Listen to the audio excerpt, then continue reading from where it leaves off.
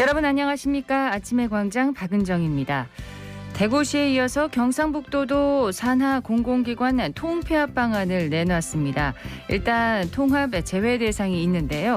지방공기업인 경북개발공사, 경북문화관광공사와 고유 분야인 국학진흥원, 전국적으로 공통 업무를 수행하는 경북신용보증재단과 통합 대상이 없는 경북경제진흥원, 그리고 업무상 독립 필요성이 있는 경북여성정책개발원, 새마을재단은 이번 통합 대상에서 제외했고요. 나머지 기관들은 문화 분야는 경북문화재단, 산업 분야는 경북테크노파크, 복지 분야는 경북행복재단, 교육 분야는 경북교육재단, 그리고 경북호국재단을 설립해서 그 안으로 모두 넣기로 했습니다. 그렇게 해서 28개인 공공기관을 19개로 줄이기로 했는데요. 대구시의 경우는 일부 기관의 반발과 정부 소관부처의 반대로 통폐합에 제동이 걸린 상황입니다. 대구디지털산업진흥원의 경우 뒤늦게 구조조정 대상에서 빠지게 됐는데요. 경상북도는 구성원들의 공감대 속에서 유연하게 구조개혁을 마무리할 수 있을지 관심이 모이고 있습니다. 7월 14일 목요일 아침의 광장, 먼저 이 시각 교통상황과 날씨부터 듣겠습니다. 서유리 리포터. 네, 먼저 고속도로입니다. 경부고속도로 부산 방향 금호분기점에서 경산 나들목까지 원활한 흐름 보이고요. 중앙고속도로 춘천 방향 칠곡 나들목부터 가산 나들목까지 시원하게 지납니다. 중부 내륙지선 대구 방향 성서 나들목부터 금호 분기점까지 교통량 꾸준하고요. 대구 포항고속도로 포항 방향 팔공산 나들목에서 청통 와촌 나들목까지 막힘없이 이동합니다. 이어서 시내도로입니다. 서대구로 신평리 내거리에서 평리 내거리 방향 평리 내거리 신호 2번 받고 지나고요. 호국로 무태 내거리에서 상격대교 방향도 뒤에 오는 차량들은 신호 한 번 더 받고 지납니다. 달구벌대로 만촌 내거리에서 수성교까지 정체 흐름 보이고요. 신천대로 남대구 나들목 방면 중동교부터 침산교까지 제속도 못 내고 있습니다. 마지막으로 날씨입니다. 오늘 대구와 경북은 대체로 흐리고 아침까지 경북 내륙에는 가시거리 1km 미만의 안개 끼는 곳 있겠습니다. 교통안전에 유의하시기 바랍니다. 또 비 소식도 있는데요. 오전까지 가끔 비가 내리는 곳이 있겠고 오후에는 경북 북부 내륙에 5에서 20mm의 소나기 내릴 수 있겠습니다. 낮 최고 기온은 35도까지 오르겠으니까요. 앞으로 발표되는 기상 정보도 참고하시기 바랍니다. 현재 대구의 기온은 24도, 습도는 80%입니다. 지금까지 서유리였습니다. 지역 시사정보 프로그램의 중심, KBS 대구 제일라디오 아침의 광장을 듣고 계십니다. 목요일 아침의 광장 함께하고 계십니다. 8시 33분입니다. 자, 오늘 아침 지역의 주요 뉴스부터 살펴보겠습니다. 뉴스민의 천영계 기자, 경향신문 백경렬 기자 함께합니다. 두 분 어서 오십시오. 네, 안녕하십니까. 자, 첫 소식 듣겠습니다. 네, 법원이 어제 구미 아사히글라스 비정규직 해고 노동자들을 직고용해야 한다라고 하는 판결을 재차 내렸습니다. 2019년 8월에 내려졌던 1심과 같은 판결인데요. 어제 대구고등법원은 해고 노동자들이 제기했던 회사가 직접 고용해야 된다라고 하는 근로자 지위 확인 소송에서 사측이 항소를 했는데 이 항소를 기각했습니다. 네. 이 재판부는 1심 판결 중에서 잘못된 부분이 있다고 주장했는데 충분히 심리했다면서 이 대법원의 판례를 보면 이 파견 근로자에 대한 이 기준을 보면 원고들에 대해서 아사히글라스가 충분히 사용권을 행사했다. 그러니까 하청업체를 통해서 고용을 했지만 실질적으로는 아사히글라스가 업무 지시를 했다. 이렇게 본 겁니다. 예. 이 해고 노동자들은 2015년 5월에 노동조합을 결성했다가 2017년에 이 해고 통보를 받았는데요. 이후 복직을 요구하면서 사실상 아사히글라스가 직접 고용 당사자라며 이 소송을 제기했습니다. 지금 7년째 이어지고 그러네요. 있는데 이와 관련해서 이 제조업에는 파견 형태의 근로를 금지하고 있는 이 국내법인 파견법에 따라서 이 법원이 아사히글라스 회사와 또 대표에게 징역 6개월, 집행유예 2년을 또 선고한 바도 있었습니다. 네, 앞으로는 어떻게 진행이 될까요? 네, 지금 이 형사 재판도 항소심이 진행 중인데 이 재판들까지 마무리되고 이 대법원에서 확정 판결이 나게 되면 이 사측이 회사가 항소할 수 있는 기회는 더 없거든요. 그렇죠. 예, 그때는 직접 고용을 해야 되고 이 해고 노동자들은 이 공장으로 회사로 돌아갈 수 있게 되는 겁니다. 해고 노동자들이 복직이 가능할지 끝까지 네. 좀 지켜봐야 되겠네요. 네. 소식을 하나 더 듣겠습니다. 네, 지난달 57명의 사상자가 발생한 그 대구 법률사무소 반화 사건과 관련해서 경찰이 건물 관리 책임자 등 5명을 입건을 했습니다. 피의자는 범행 5개월 전부터 그 범행을 계획했던 것으로 또 확인이 됐는데요. 대구경찰청은 사건이 발생한 건물에 비상구로 향하는 통로와 유도 등을 사무실 벽으로 가로막은 채 사용하고 관리한 혐의 등으로 건물 관리 책임자와 건물주 또 소방점검자 등 5명을 입건했습니다. 경찰은 그간 수사를 통해서 이 건물 자체의 구조적 문제점 또 소방시설의 유지 관리상 문제점이 없는지에 대해서 또 수사를 벌였습니다. 네, 그러니까 장기간 범행을 계획했다는 게 참 놀랍던데 자세한 범행 경위도 좀 알려주세요. 네, 전담 수사팀은 이번 사건의 피의자 A 씨가 그 유리용기에 휘발유를 담아 와서 2층 복도에 뿌린 뒤에 라이터로 또 불을 붙이고 또 범행이 또 발생한 203호 사무실에 들어간 뒤에도 불을 지른 것으로 파악을 했습니다. 경찰은 수사 초기 감식을 통해서 불이 난 건물에서 휘발유 성분을 좀 확인을 했는데요. 유리병 3점과 휘발유가 묻은 수건 1점 등 모두 4점의 전류물을 확보했습니다. 1.5리터 용량의 유리병 2개 그리고 이보다 큰 유리병 1개에 약 한 3리터 정도의 휘발유가 들어있었을 것으로 경찰은 추정을 했고요. 휘발유와 흉기의 경우에는 A 씨가 올해 1월 이전에 구입해 둔 것으로 추정을 했습니다. 네, 범행인지 오래전부터 계획이 됐더라고요. 네, 경찰은 A 씨의 주거지에 있는 컴퓨터에서 이 범행을 암시하는 여러 건의 글을 확인한 건데요. 지난 1월 작성된 것으로 확인된 관련 파일에는 이 그 피해를 입은 변호사를 원망하는 내용, 또 휘발유와 흉기를 오래전에 구입했다는 내용 등이 이제 적혀 있었던 겁니다. A 씨는 또 지난해 6월과 7월 각 한 차례에 걸쳐서 이 사건이 발생한 법률사무소에 협박성 전화를 건 것으로 확인되기도 했고요. 다른 지역에 지금 살고 있는 가족들에게는 이 재판과 관련해서 변호사를 원망한다는 얘기를 해왔던 것으로도 좀 확인됐습니다. 네. 이를 통해 경찰은 A 씨가 오래전부터 이 범행 의도를 갖고 있었을 것으로 판단을 했습니다. 그리고 국립과학수사연구원은 지난달 사망자들의 직접적인 사인을 이 화재로 인한 일산화탄소 중독이라고 밝힌 바 있는데요. 이 희생자 가운데 변호사와 사무장 등 2명의 복부 등에서 이 흉기에 찔린 상처가 발견이 됐지만 이는 직접적인 사인으로 보기 어렵다고 국과수는 판단을 했습니다. 네. 경찰은 A 씨가 그 건설 사업에 투자를 했다가 수억 원의 돈을 잃고 제기한 민사소송에서도 잇따라 좀 패소한 뒤에 이 같은 범행을 저지른 것으로 보고 있습니다. 네. 수사가 이렇게 마무리가 되는 건가요? 그렇습니다. A 씨가 일단 숨져서 공소권이 없는 만큼 일단 A 씨는 불송치하게 되는 거고요. 건물 관리인 등 5명이 지금 기소가 그렇죠. 될 것 같습니다. 네. 이게 소식을 하나 더 듣겠습니다. 네, 그 앞서 앵커께서 이 경상북도의 공공기관 통폐합 말씀을 해주셨는데요. 이 대구시도 공공기관 통폐합을 강하게 좀 예고를 했습니다. 그런데 지금 대구시 의회에 관련된 조례안이 제출되지 않아서 좀 의아했는데 네. 지금 대구 시의원들이 적극적으로 나서서 해당 조례안을 발의할 예정이라고 합니다. 때문에 공공기관 통폐합을 감시 견제해야 할 대구시 의회가 이 동참하고 나선 데 대한 또 비판도 나오고 있는데요. 일단 이 규칙상으로는 이 조례안은 이 공공기관 통폐합안은 의회가 열리기 전 10일 전까지 제출돼야 됩니다. 네. 하지만 10일 전까지 이 조례안이 마련되지 못했고 이 본회의가 개회했던 어제도 조례안 접수가 되지 않았습니다. 대구시에서 조례안을 제출하는 거죠? 그렇습니다. 예. 대구시에서 조례안을 제출하지 않아서 공공기관 통폐합이 어떻게 되는 거나 싶어서 확인을 해봤는데 이 대구시의원들이 직접 발의해서 이 조례안을 제출할 예정으로 지금 알려졌습니다. 이렇게 대구시의회가 동참하고 나선 이유가 있나요? 네, 대구시의 의장은 뭐 시에서 발의를 하면 약 한 40일 정도 시간이 소요되는데 그 사이 통폐합 시행이 좀 늦어질 것이다. 때문에 빨리빨리 할 수 있도록 대구시의회가 좀 협조하겠다. 이렇게 설명을 했습니다. 네.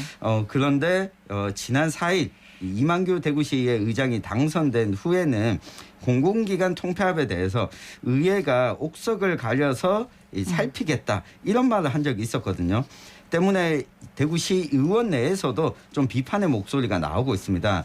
이 큰 틀에서는 공감하지만 어쨌든 이렇게 의회가 적극적으로 나서서 빠르게 추진하는 것은 이해가 안 된다라고 네. 하는 목소리가 나왔는데 앞으로 대구시 의회에서 행정부를 어떻게 감시할지 계속 좀 지켜봐야겠습니다. 대구시의회의 감시 견제 기능을 잘 하는지 좀 지켜봐야 되겠네요. 네. 예. 이슈 토크로 넘어가도록 하겠습니다. 오늘 짚어볼 이슈는 뭔가요? 네, 어제 모처럼 비가 좀 많이 내리긴 했는데 올해 그 기록적인 폭염이 지금 지역에 좀 이어지고 있습니다. 그래서 지금 낙동강 곳곳에서 심각한 수준의 녹조 현상이 지금 나타나고 있는데요. 환경단체는 역대 최악의 녹조 대란을 지금 우려하고 있는데 이 수돗물 안전에도 좀 비상등이 좀 커졌습니다. 관련한 내용을 한번 짚어보겠습니다. 올 여름에는 정말 일찌감치부터 벌써 이제 덥다 말을 많이 한 것 같습니다. 보통 장마 끝나고 7월 말 8월 초 사이에 좀 이때만 좀 잘 넘기면 여름을 지낼 수가 있었는데 올해는 시작부터 폭염이 계속되고 있어요. 그렇습니다. 지난달 기준으로 보면 33도를 넘어선 폭염주의보나 경보가 내려진 날이 13일이나 됐습니다. 역대 최다 수준인데요.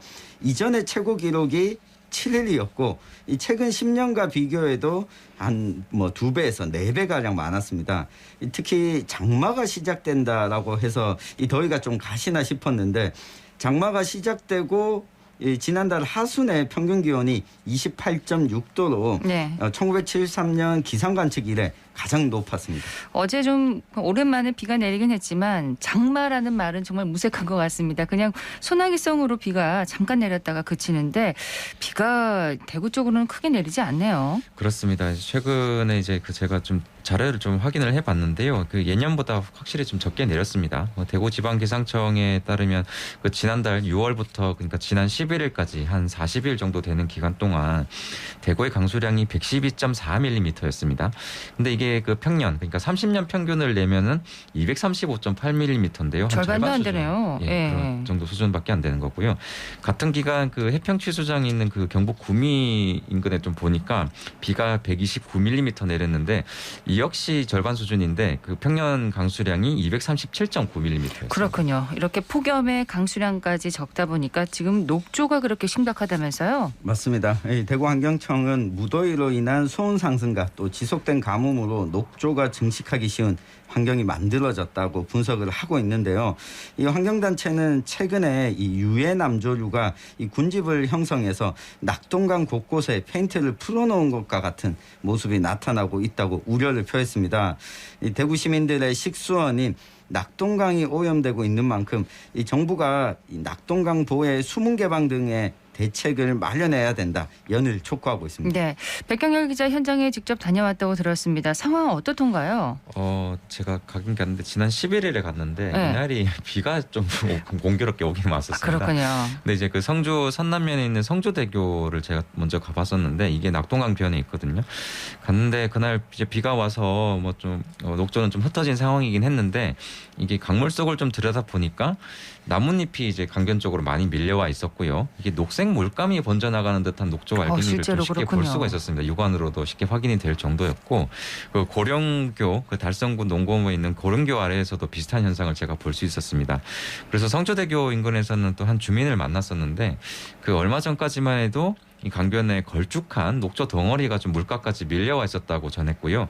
지난해나 2020년보다도 확실히 녹조 현상이 심한 것 같다고 전했습니다. 네, 지금 이제 7월 중순인데 앞으로가 더 걱정이네요. 네, 이게 기상청에 따르면 장마가 끝난 후 다음 달까지도 평년을 웃도는 수준의 폭염이 좀 기승을 부릴 것으로 내다보고 있다고 합니다.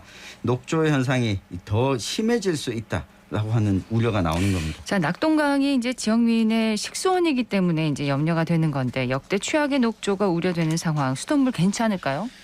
역시 안전에 좀 비상이 걸렸다 이렇게 보는 게 맞을 것 같고요. 녹조가 심한 데다 지금 낙동강 주요 댐에서의 이제 하천 유지용수 공급마저 지금 여의치가 않기 때문에 앞으로 좀 상황이 더 나빠질 우려가 크다는 지적이 나오고 있습니다. 이 녹조가 유입량이 좀 많아지면서 대구시 상수도 사업본부는 정수 과정의 염소 투입량을 평소보다 한 40% 가량 늘려서 대응하고 있다고 밝혔는데 이 과정에서 염소와 물속 유기물이 발생해서 생기는 발암물질 그 총트림 할로메탄이라는 물질이 있습니다. 네. 농도가 좀 높아지는 게 이제 문제가 좀 되고 있는데 그 대구 문산과 매곡청 수장의 수돗물에 그 최근 3년간 이 총트림 할로메탄 농도가 그 리터당 0.03에서 0.054mg을 좀 기록을 했습니다. 근데 이제 국내에는 이 총트림 할로메탄의 검출 기준치가 리터당 0.1mg 이하로 좀 정하고 있거든요. 그래서 좀 네. 약간 여유가 있죠. 근데 이제 유럽은 0.05, 호주는 0.025mg 등을 좀 적용을 하고 더 있습니다. 엄격하게 그렇습니다. 적용하는군요. 보다 엄격한 기준인데요.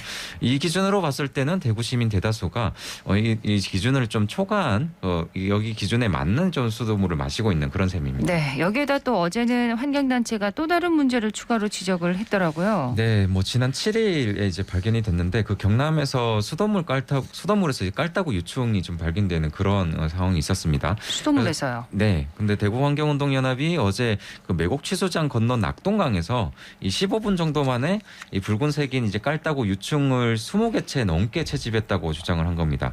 이 깔따구는 수질 등급 4등급에 다르는 그 지표 생물인데요.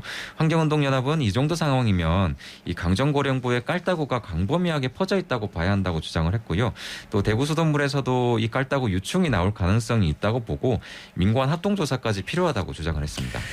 지금 댐 저수율은 어떻습니까? 비가 오지 않는다고 해도 장마 기간인데 이전보다 좀 올라갔는지요?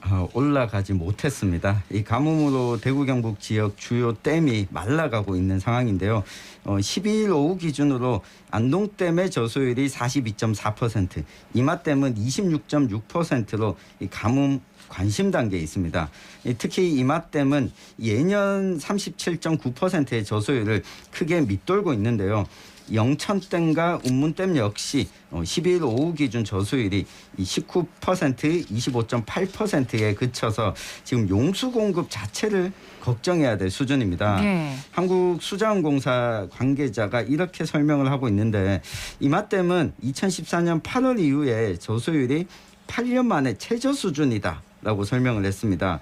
이번 주에 만약 이 강우가 없거나 적을 경우에는 가뭄 관심 단계가 아니라 이제 주의 단계로 격상될 가능성도 있다고 합니다. 주의로요. 네. 주의 단계로 올라가면 그럼 어떻게 되는 건가요? 네, 이 가뭄 단계가 주위로 올라가게 되면 안동댐과 이마댐에 하천 유지 용수 공급을 각각 이제 100%, 50% 줄이게 됩니다. 이 낙동강 유량이 줄어들면서 녹조를 비롯해서 수질이 더욱 나빠질 것이다 우려가 나오는 상황인데요.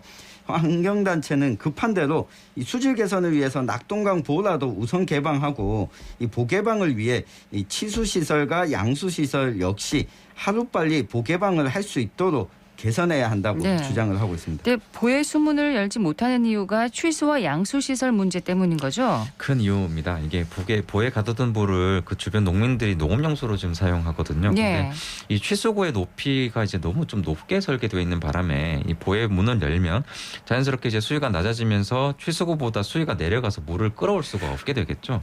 그 2018년 7월 감사원이 발표한 이 4대강 사업 감사 보고서를 보면요. 이 감사원이 4대강 취수장 또 양수장 162곳을 조사한 결과 그 보수문을 개방하려면 대부분인 이제 157곳의 취수 양수장의 취수구를 고쳐야 합니다. 그렇군요. 근데 이 가운데 낙동강 취수 양수장이 114곳으로 전체의 70% 이상 정도에 지금 달하고 있고요.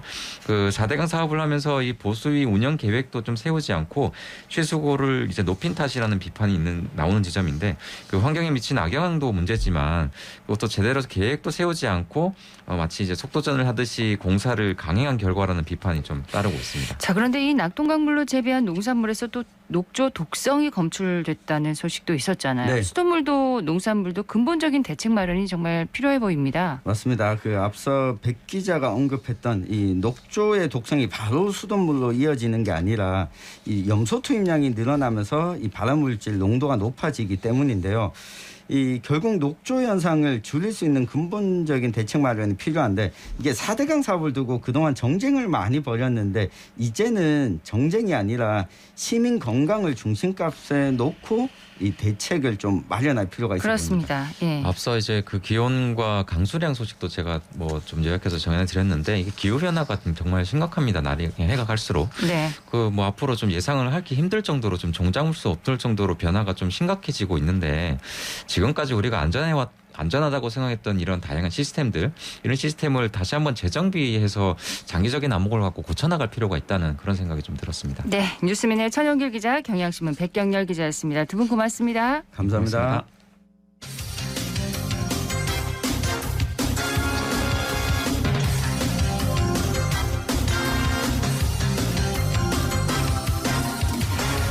네, 아침의 광장 함께하고 계십니다. 8시 50분 지났습니다. 저소득 취약계층에게 매달 일정 금액 이내의 식품과 생활용품을 무상으로 지원하는 푸드마켓, 대구 서구에도 문을 열었다는 소식입니다.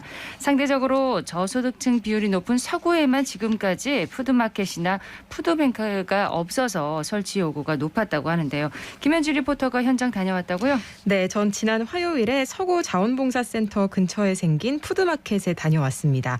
구마다 푸드마켓 이름이 다 다른데요. 서구는 행복마당 푸드마켓으로 불리고 있습니다. 행복마당. 네. 네. 일단 마켓이 버스 정류장과 굉장히 가까워서 이용자들의 접근성이 좋겠다는 생각이 들었습니다. 지상 2층 건물에 조성됐고요. 문을 열고 들어가니까 동네 마켓 같은 아늑한 느낌이 들었습니다. 또 문을 연 지 얼마 안 돼서 그런지 깔끔하고 깨끗하게 운영되고 있었는데요. 식품과 생활용품이 종류별로 잘 구분돼 있어서 이용자가 원하는 제품을 편하게 찾을 수 있게 돼 있었습니다. 서구 제일종합사회복지관 엄정식 팀장과 행복마당 푸드마켓 둘러봤습니다. 여기가 지금 1층인 것 같거든요. 1층은 어떻게 구성되어 있나요? 이제 1층은 푸드마켓 전용 매장입니다. 면적은 약 21평 정도이며 이용 동선을 효과적으로 고려해서 인테리어했기 때문에 다양한 물품들을 한눈에 바라보실 수 있습니다. 또한 휠체어 타시는 분들 이용자들을 고려해서 통로 간 간격을 조금 넓게 조성하였습니다. 2층은 지금 보니까 창고로 운영되는 것 같은데 맞나요? 2층은 사무공간과 이제 물품 창고로 운영되며 약 17평으로 건물 전체 총 면적은 한 38평 정도가 되겠습니다. 진짜 일반 마켓과 다를 거 없이 웬만한 물건들은 다 있는 것 같은데 물건 개수랑 종류들에 대해서도 좀 소개해 주시죠. 지금 정확하게 숫자와 개수가 좀 파악하기는 말씀드리기는 어렵고 종류로 치면은 200-300 종류 정도 되는 거고 캔 종류 아니면 간편식이라든지 레트로톡 식품, 라면 이런 부분들로 구성되어 있습니다. 지금 여기 보니까 물건별로 가격 대신에 포인트가 붙어 있거든요. 이 부분도 좀 소개를 해주세요. 네, 포인트 같은 경우는 저희가 이제 이용하는 방법에 따라서 조금 달라지는데 보통 통상적으로 한 2만 원 상당의 금액이라고 생각하시면 되는데 일반 마트처럼 유선 구매하는 방식이 아니라 무료로 제공하는 것이기 때문에 대구 전체에 있는 푸드마켓에서 포인트제로 진행을 한번 해보는 것이 어떻겠냐라고 논의를 했고 그렇게 해서 아마 추진하게 된 그런 상황입니다. 총 10포인트 제공이라고 하는데 아마 이거는 구마다 또 각각의 푸드마켓마다 다르게 선정이 되긴 하는데 저희 행복마다 푸드마켓은 총 10포인트로 책정을 되었고 2만 원 상당의 금액이긴 하지만 서비스 품목까지 고려한다면은 한 3-4만 원 정도의 상당의 물품에 제공하고 있습니다. 그러니까 이제 매월 그 포인트가 제공되는데 이걸 나눠서 사용할 수 있는 건가요? 네, 그렇습니다. 한 번에 다 써도 되고요. 나눠서 써도 되는데요. 다만 자녀 포인트는 이월되지 않아서 그달에 모두 사용해야 하고 반드시 신분증을 지참해야 이용할 수 있다고 합니다. 서구 행복마당 푸드마켓은 다른 구보다 비교적 늦게 시작한 만큼 다른 구와는 좀 차별화된 이용자를 배려하는 여러 서비스를 시행하고 있는데요. 엄정식 팀장에게 이어서 들어보시죠.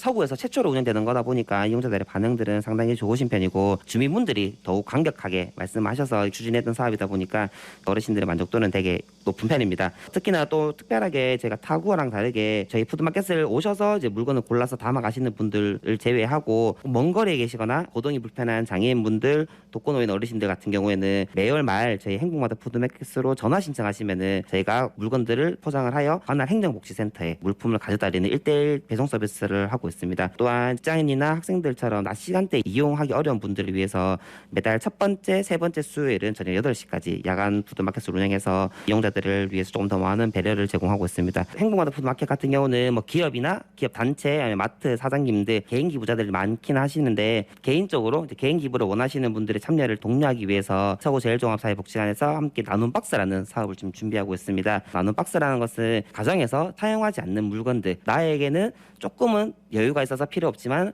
그래도 요 한 개라도 기부가 된다면 다른 사람들에게 되게 도움이 될 만한 그런 물품들을 하나의 박스에 담아서 푸드마켓으로 후원을 하는 방식인데요. 나눔 박스의 사업에 참여하고 싶으신 분들은 서구 제일종합사회복지관이나 행복마다 푸드마켓으로 연락을 주시면은 저희가 그 박스를 직접 가져다 드리고 또 회수까지 해오는 그런 방식으로 진행을 하려고 하고 있습니다.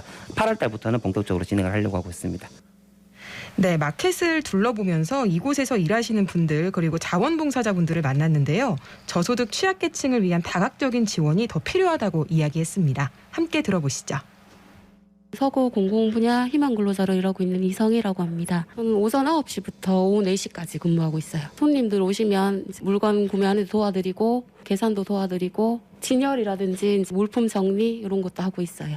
가시면서 이제 고맙습니다 하고 인사하고 가시고 이제 많이 챙겨드리면 이제 뿌듯하고 그래요. 처음에는 이런 사업 자체가 있는 줄 몰랐고 여기 와서 이제 복지에 대한 거 이런 걸 많이 알게 됐어요. 저희가 포인트다 보니까 이제 이게 얼마냐 한 2만 원 전후다고 하면 정례 이러시는데 서비스 같은 거 많이 챙겨드리면 이제 나중에 가실 때는 웃으면서 하시거든요. 그래서 좋아하세요. 얼마 전에 청각장애인 분이 오셨었는데 이제 대화가 잘 안 되다 보니까 글로 써서 서로 대화를 할 때 기억이 남아요. 그러면 이런 마켓이 좀 많이 필요하다고 보세요? 꼭 이런 마켓 아니더라도 이런 사업들이. 어려운 분들이 많으시니까 이제 많이 도와드리면 좋을 것 같아서 이제 더 많이 생겼으면 좋겠어요. 코로나19 때문에 일자리도 그렇고 많이 줄었잖아요. 생필품 같은 거 나누는 이런 건 정말 많이 필요하다고 생각해요. 많은 분이 이웃들을 위해 이 푸드마켓 기부에 동참하시면 좋을 것 같고요. 이용을 원하는 분은 관할 행정복지센터에 문의하시기 바랍니다. 네, 김현지 리포터 잘 들었습니다. 네, 고맙습니다. 본격적인 무더위가 시작되면서 벌집 제거 출동과 벌쏘임 사고 관련 119 신고가 증가하고 있다고 합니다. 벌에 쏘였을 때는 신속하게 벌침을 제거하고요. 쏘인 부위의 감염 방지를 위해서 소독을 하거나 깨끗한 물로 씻은 후 119에 신고하시면 되겠습니다. 벌쏘임 예방을 위해서는 향수나 화장품, 스프레이 사용을 피하고 밝은색 옷을 입는 것이 좋다고 하네요. 아침의 광장 목요일 순서 여기까지입니다. 지금까지 박은정이었습니다. 여러분 고맙습니다.